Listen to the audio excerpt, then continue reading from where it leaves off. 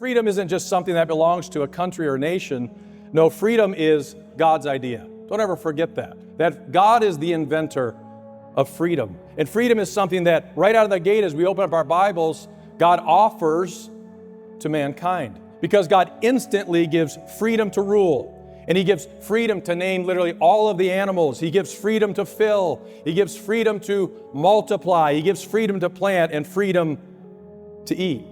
In fact, in the second chapter of Genesis, in verse 16, we read this, "And the Lord commanded," listen to this command from God, "And the Lord commanded the man, saying, of every tree of the garden you may freely eat." Of every tree that's in this garden, you may freely eat. I want you to underline two words, every and freely. Every and freely. Because God creates a man and He creates a garden, and then He says to that man, you can eat of every single tree, and oh, by the way, it's all free. Think about that. God says to His kids, you can shop till you drop for free. There's no charge because I'm the one who made it, and so I'm the one who is going to give it, and it's all totally, completely free. And then, like any good parent, God erects one, underline one, single solitary boundary around one single solitary tree. The reason He did that is to maintain the line of demarcation between Him as creator and us as creature. That's a good thing to do even as parents. We need lines of demarcation between us as the dad and mom and the kids. Because freedom isn't free from all restrictions, and that's a fallacy some people believe. Freedom isn't freedom from all restrictions. No, if freedom is being free of illegitimate restrictions. Think for a moment about a baseline in basketball. Think about a foul line in baseball. Think about a sideline in football. The legitimate boundary enhances the experience of that sport. For those of us that had the privilege of watching the best running back ever, Barry Sanders, as he tiptoed along that sideline, it enhanced the experience. It would have been crazy if he just was able to run wherever he wanted to go. It made it better, and that's what healthy boundaries do. And so let's rehearse this again.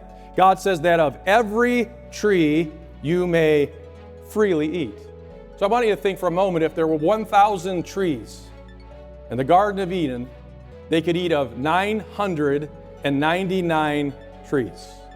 There was only one tree that they couldn't eat of, because God's Garden of Eden, in fact, was man's garden of freedom, because it was all yeses. Think of this, it's all yeses surrounded by one single solitary no. I would say to all the parents here with teenagers and below, that's what we call a clue. That's what we call a clue. Because if the garden of our Christian home is all don'ts and no do's, if it's all can'ts and no cans, if it's all forced on them and there's no freedom and there's no fun, don't be all shocked and surprised when the little people who grow up in your garden, they turn 18 and they hightail it out of your garden into the great beyond, into the world's fun and freeing garden, which is what happens in so many conservative Christian homes. We reduce Christianity to all don'ts and no do's, all can'ts and no cans, and all force and no freedom. But that's not how God's garden was. May we never forget that the Creator God is the author and the promoter of freedom. The devil is not the author of freedom. He's not the promoter of freedom. God is the one who is the author and the promoter of freedom in our lives today. In fact, I can't say it any better than God's Word does in 2 Corinthians 3 and verse 17. As it says, listen to these words. Now the Lord is the Spirit, and listen to this, and where the Spirit of the Lord is, there is, let's say it together, freedom. When God's Spirit shows up, there's freedom.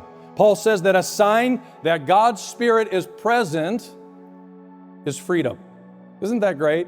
That if and when God's Spirit shows up, God's freedom shows up and travels along with His Spirit.